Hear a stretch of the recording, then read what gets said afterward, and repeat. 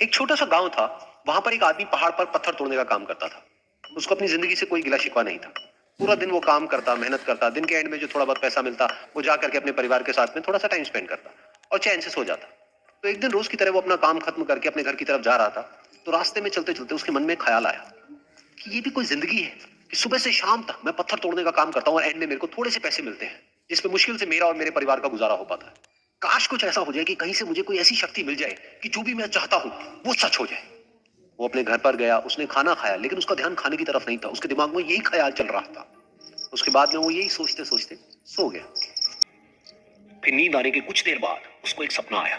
सपने में उसने देखा कि रोज की तरह वो अपना काम खत्म करके अपने घर लौट रहा था।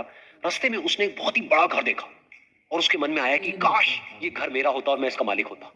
और उसके ये सोचते ही वो उस घर का मालिक बन गया। उसको यकीन ही नहीं हो रहा था कि जो उसने सोचा वो बन चुका है। लेकिन उसकी खुशी ज्यादा देर नहीं टिक पाई, क्योंकि उसको एकदम से एक शोर सुनाई दिया।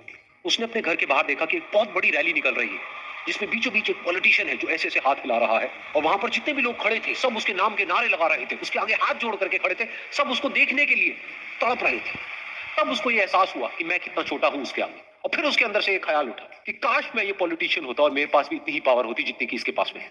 बस उसका इतना सा सोचने की देर थी, वो पॉलिटिशियन बन गया। उसकी खुशी का ठिकाना नहीं था, क्योंकि उसके आसपास में हजारों लोगों की भीड़ थी और सब उसको देखने के लिए तरस रहे थे, तड़प रहे थे। लेकिन उसकी ये खुशी भी ज्यादा देर नहीं टिक पाई। धूप बहुत ही तेज थी और उस पॉलिटिशियन को आदत नहीं थी इतनी गर्मी में रहने की। तो उस धूप की वजह से उसको चक्कर आ गए और वो बेहोश होकर के गिर गया। फिर उसको एहसास हुआ कि पॉलिटिशियन सबसे ताकतवर नहीं है, ये जो सूरज है ये सबसे ताकतवर है। और उसके मन में आया कि काश मैं ये सूरज बन जाऊं तो मेरे आगे कोई नहीं टिक पाएगा। और उसका इतना सा सोचने की देर थी और वो सूरज बन गया। और वो खुशी से पागल हो गया, क्योंकि पूरी दुनिया को वो ही रोशन कर रहा था और पूरी दुनिया में ऐसा कोई नहीं था जो कि उसकी रोशनी को रोक सके। लेकिन उसकी ये खुशी भी ज्यादा देर टिक नहीं पाई, क्योंकि कुछ ही देर बाद आसमान में कुछ काले बादल आए जिन्होंने कि उस सूरज की रोशनी को रोक दिया। फिर उसको यह एहसास हुआ कि इस दुनिया में ऐसा भी कोई है जिसमें दम है उसकी रोशनी को रोकने का। और उसके मन में एक ख्याल उठा कि काश मैं वो बादल बन जाऊं। और वो बादल बन गया और आसमान में उड़ने लगा। उसको ऐसा लगा कि मैं आसमान में उड़ रहा हूं और अब मैं जहां चाहे वहां जा सकता हूं। लेकिन कुछ देर बाद वहां पर एक बहुत तेज हवा का झोंका आया जो कि उन बादलों को उड़ा करके ले गया। और फिर उसे ये समझ आया कि ये जो बादल है वो सूरज की रोशनी को तो रोक सकते हैं लेकिन हवा को नहीं रोक सकते। ये हवा उनको बहा करके ले जाती है। फिर उसके मन में आया कि काश मैं ये हवा बन जाऊं। और वो हवा बन गया। हवा बनने के बाद में उसको अपने अंदर एक अलग ही ऊर्जा का अनुभव हुआ।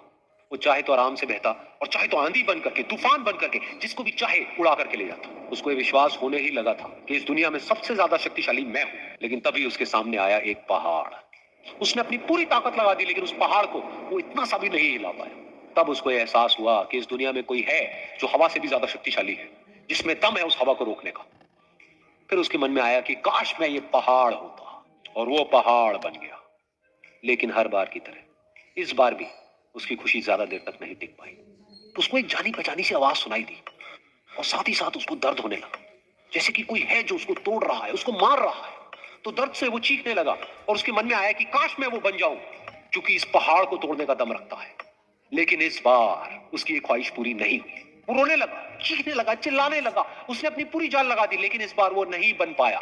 उसका दर्द बढ़ता ही चला जा रहा था और दर्द की वजह से एकदम से उसकी नींद खुली और सामने शीशा था। उसने शीशे में देखा और उसको समझ आया कि सपने में मैं वो क्यों नहीं बन पा रहा था जो मैं बनना चाहता था, क्योंकि असलियत में मैं वो ही हूं।